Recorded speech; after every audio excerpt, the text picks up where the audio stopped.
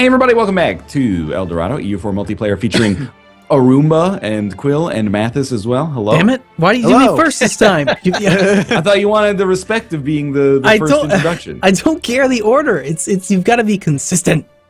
Just stop trying to respect Arumba in general. I'll remember that for next time. That's probably true. Yeah. Northern Line will remember that. You know what? Next time we'll just have someone else do the intro. How's that sound? We'll just mix it up, confuse you. Oh, then I was watching like some of our. I was watching some of our earlier series the other day because somebody commented on it, and we were rotating back then our intros. I was like, why am I saying something? That was before my hard drive crashed. Yeah. Yeah. You know, That's back when Ryan didn't want to monopolize everything. Yeah. Yeah, you could totally just like learn how to use new software. Just saying. Just an idea. I don't have to. It works so well right now. Mm-hmm. Yeah. I just like to try and interrupt you every so often. It just makes it worse, like, for everybody. Not really. I get a laugh, so yeah, you get a laugh. Okay, at least it's not worse for me. You get a small victory out of it, admittedly.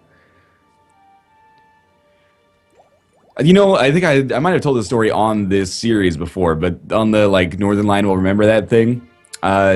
In Telltale's Tales from Borderlands games, if you skip the credit sequence at the end by pressing the skip button, it says Telltale Games will remember that with like a little frowny face. It's a really cool nod. That is awesome. Yeah. Speaking of, I need to go play the new episode of Game of Thrones. I've never tried those. Are they any good? Yeah, they're very good. Yeah, I would. I've gotten to the point where I loved The Walking Dead Season 1. It was like one of my favorite games of that year for sure. And then so many Telltale games just started coming out that I was like, I can't. Like, I guess I'm just going to choose whatever one is like most interesting to me. And then you're investing like 2 hours once every 2 or 3 months. And there's nothing wrong with that. That's easy to do. But now there's like 2 Telltale games coming out a month. And I'm like, I can't keep this all on the go at the same time. I'm burned out a little bit. So I just pick and choose which ones I'm interested in. Like, I have no interest in the Borderlands one, so I won't touch it. Right, I hear that one's good, but I'm not interested in it. So right, and I probably won't touch the Minecraft one when that comes out. Yeah, I don't anticipate that I will either. But I bet that'll sell like fucking hotcakes. That'll be crazy. Printing money. Yeah. The fact that Minecraft is still as popular as it is today is ridiculous. Dude, if you go into like bookstores, I think it got more popular. Yeah, no, I have. I've seen it. I've seen the Minecraft books. Mm-hmm. My son has them all. I mean, that's the thing. We've got an entire generation of kids who are growing up playing with it. It's the new Lego. Like that's what kids. That's what they play with. So yeah, that's totally legit. It makes perfect sense. Why can't we just do a collab Minecraft series, guys? Come on. Well, I think we should just abandon everything we do and just do nothing but Minecraft. I mean, that works too. And some COD videos. Fuck, man. Those 8-year-olds don't monetize well. Uh-huh. How am I supposed Maybe to their parents will sell subscribe. Advertisers? I don't know. I think kids click on everything. Yeah. We should make Minecraft videos. Totally. My son Probably like get half as many views and still make double the money. there's like a 100% chance if you put any image of a truck on the screen, he'll click it. Guaranteed. So like Toyota, GMC, like they've got my son on lock. When some marketing exec at like Toyota is like, man, these ads are generating a lot of clicks, but they're not converting at all. Just like a host of like 9-year-olds out there. Yeah, sounds about right. Oh, man. Someone's losing their job over that. Fucking naval force limit just jumped to 83. Wow. I mean, I'll just start building ships, I guess. How many provinces can you fabricate a claim on? One at a time per country. That was a rhetorical question because I've caught this one country fabricating like 8 claims. Like if you're gonna shoot. Yeah, pull the trigger. Exactly. Are you still? Do they still have a coalition against you? Let me see. Yeah, it's a smaller coalition now. What about Mathis? Nope. Although Serbia hates him, and Ashanti's not a huge fan, but probably not enough to trigger. I spanked Serbia. Oh, they have a heart next to their name for me. Ashanti, so I'm just going to take that as love. Yeah, they're friendly. I'm getting all my ducks in a row for my 16th birthday. 15. Irene Solani, Empress of the North. You only need to be 15 to leave the Regency Council. Oh, snap. Even better. Happy birthday surprise. Exactly. For some strange reason, it's different in EU4 and CK2. 16 in CK2. Get on your shit, Both Paradox. sort of Patch that legit, shit. but yeah, make them the same. Maybe it's historically accurate. Yeah. Regency Council is preventing you from going to war for any reason. Totally historically accurate. That. We all learned about the Council of Hanover. No. Yeah. Did you? No. No, I made it up. I'll admit. I remember hearing you in one of your Binding of Isaac videos where you're like, all you gotta do is just throw in like an adjective and then like some other word and just make it sound big and then it sounds real. And then you just Oh yeah. It's like the blank hyphen blank principle or protocol or paradigm, like any word like that. So you'd be like, yeah, man, it's like, of course your income from vassals goes up when you get influence. That's just the Napoli-Finlandia coalition principle. sounds about right. It's like adding a province or region or city name to food to make it sound better. Oh, yeah. They call it the Detroit principle. It's named after the exception to the rule, but it's like, oh yeah, this is some Manitoban cod. It's like, oh yeah, that if you're specifying it, must be for a reason, right? That must be better than normal cod. Yeah, we were watching like a show on the Food Network, and it was called "You Gotta Eat Here," and it was basically just diners, drive-ins, and dives, but in Canada. Right, and they were in Ottawa. So way less Bobby Flay. I mean, not Bobby Flay, but Guy Fieri. No, they had some other stand-up comedian guy. I've seen that show. He's in Ottawa, and they're like, well, first off, we batter Pacific cod. And I'm like, you're so far away from the Pacific Ocean. Just call it cod at that point and let people's minds, But I guess it's the Detroit principle. Yeah. I think I first saw it in XKCD comic. I think that's where that's from. But it's like, now you can't unsee that. It's like, oh, Ontario blueberries and... Yeah. Well, yeah, hops straight from the Okanagan. Yeah. Those are way better than normal hops. That's true. Don't lie to me. I don't know. I don't think there's a difference in hops. The people that live in the Okanagan seem to think so. Mm-hmm. I shut down some more rebellions over here. Just getting my whole country just stabilized, making sure I'm back up to my force limit, making sure everything's converted, so I've got 100% religious unity. Because then when I start westernizing, not only do I lose 3 stability, but there's like a permanent just +5 unrest. Or actually, like, -5 national unrest, or whatever the fuck. However you want to word it. Do you guys have a sweet spot for your, like, breakdowns for armies? Like 311 or 312 or something like that? Yeah. You're not gonna know it though. Is it a trade secret? Like, No, and Arumba's talked about this quite a bit. Like, he goes and, like, checks combat width and all that stuff, and I'm like, okay, I'm not quite that detailed. But basically, I like to have, like, 2 cavalry and, X number of artillery, and then slightly more than that in infantry. So, like, I do a lot of, like, 8-2-6s or 6-2-6 or something like that. okay. Because you want to have, like, enough front line to protect your cannons. And then there's a ratio. But at a certain point, like, you can actually end up with way more cannons than frontline troops, as long as you've got enough frontline troops to hold the front line. Right? So you can end up, like, if the combat width wherever it's going to be like, I don't know, 12 or something. You could just have, like, 12 frontline troops and then 50 cannons behind that. Okay. I don't think I'm lying when I say that. I'm pretty sure that's accurate-ish. If you have more cannons than your frontline troops, your cannons will go on the front line. They'll take double damage. They will go in the front line? Yeah, absolutely. If you have enough front line for the combat width, though. That's what I'm saying. Yeah, no, then they won't. But Yeah. you have to be really damn sure about the combat width, and it varies based on the terrain. Right, and what does the combat width vary from? Like, what's the highest combat width you could expect? 40 is the highest it can be. 40? Yeah, with that high technology. Like, combat width increases with technology. Yeah. But, like, there's no reason to send more than 40 artillery at that level into combat right away because every single regiment suffers 0.01 morale damage per day of combat, just automatically, even if they're in the back row taking 0 damage. So even your cannons will lose morale over time. So you should actually cycle them. You send in half of them, and then, you know, a month later, if you've got this huge combat, you send in the other troops a little bit later. That makes sense. I get it.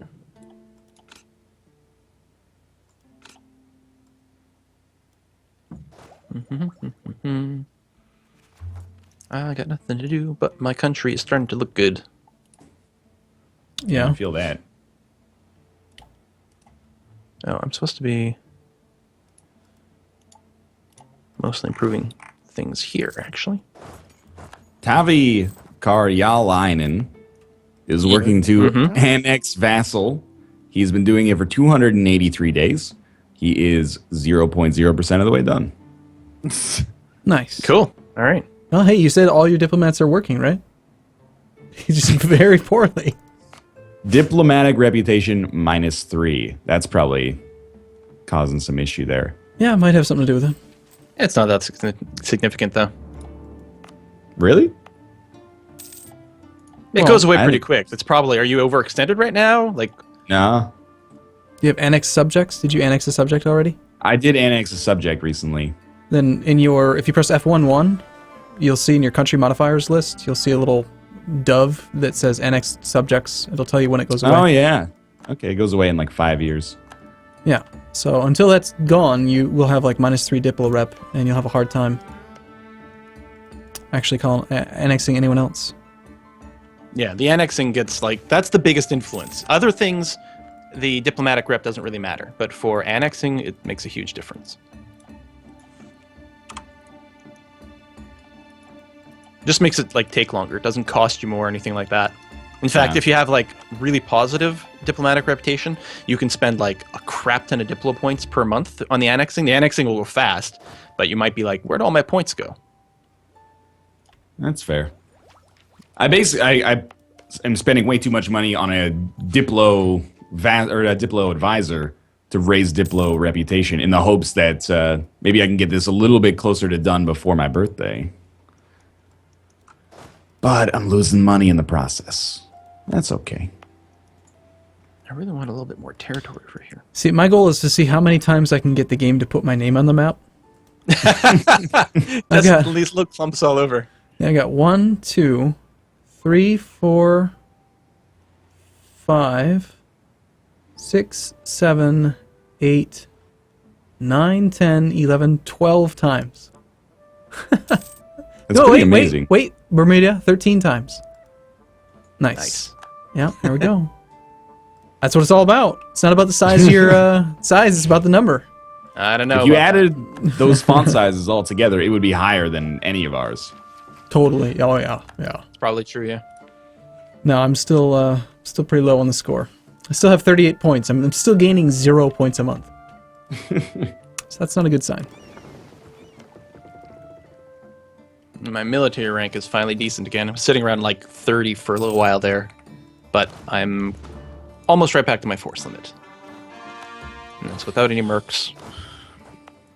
No wars planned. Oh, I really want to go after the crib, but...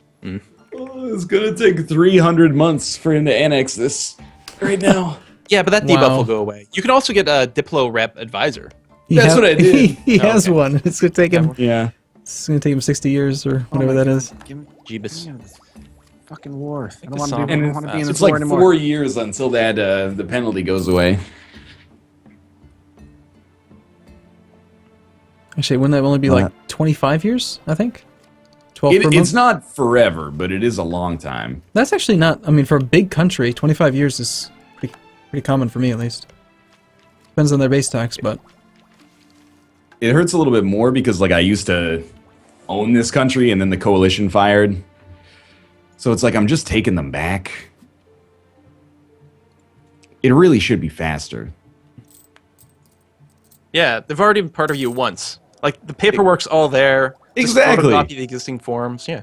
Your jobs are still here, like... Let's go back to life like it was, guys. That's my philosophy.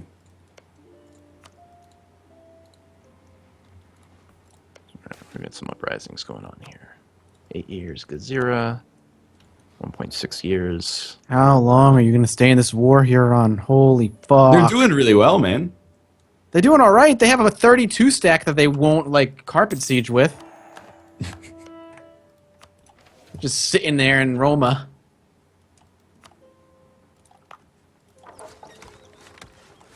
Sometimes the AI seems like a little smarter about goals, though. They'll be like, this is the conquest of Milan. And then once they can take Milan and a couple other things, they're like, okay, that's good to go. When the humans go to war, it's like, this is called the conquest of Milan, but really it's just so I can take half of your country right now. Yeah, sounds about right. There's a reason humans are better at this. Yeah, they're a little more honest. It's a little more realistic, too. I mean, historically, a lot of times it was for, very limited engagements. This province truly belongs to us, so we're going to fight you for this. Very rarely did countries just swallow each other up wholesale. Wow, Bundelgand is being eaten by the Hurons. There's going to be another major European power. Although, assuming they're opposed to Nizhny Novgorod, that'll be quite good. But It's I think another they're one actually that's friends. allied with Mathis, which is hilarious. Yeah, the Hurons and Nizhny are currently allied. God, I got in with them while they were tiny. Oh, yeah? Yeah. You were friends with them before they were cool? Yep, I'm a hipster, dude. Mm-hmm. Come on. Well, they're about to lose this fight, though.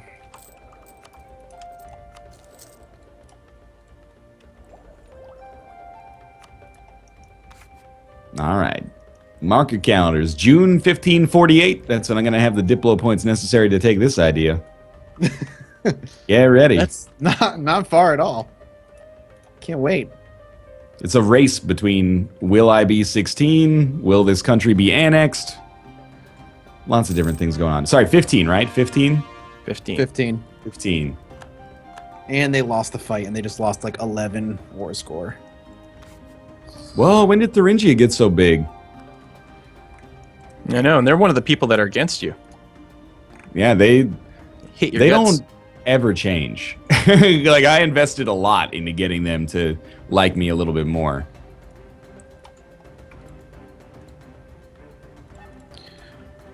Okay. How am I gonna do this? I need to come save their ass. Who you want to go save?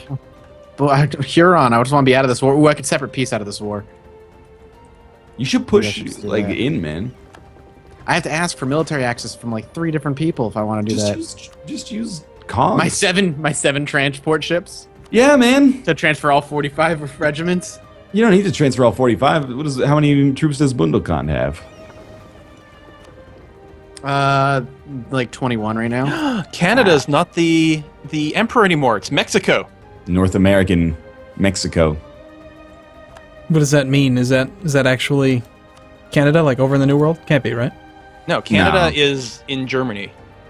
And You- apparently Mexico is too. Oh, there it is. Yeah, You two must be very happy about that then. it's pretty awesome. I've been enjoying it, even though they hate me. Well, you just have to go and conquer Canada. Well, I think I should just improve relations with Mexico and then be allied to the HRE.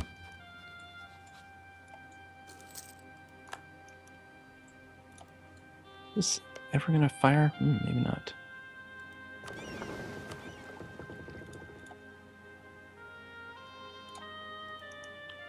Bangladesh's Liberty Desire is slowly going down. They tell us of felt hats. Thanks, Warsburg. Mhm. Hat game real strong right now.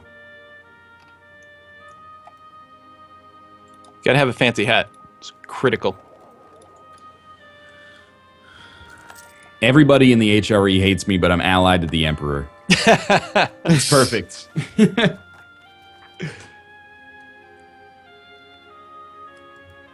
What is it? The enemy of my enemy is my friend? It's pretty what much they where we're say. at right now.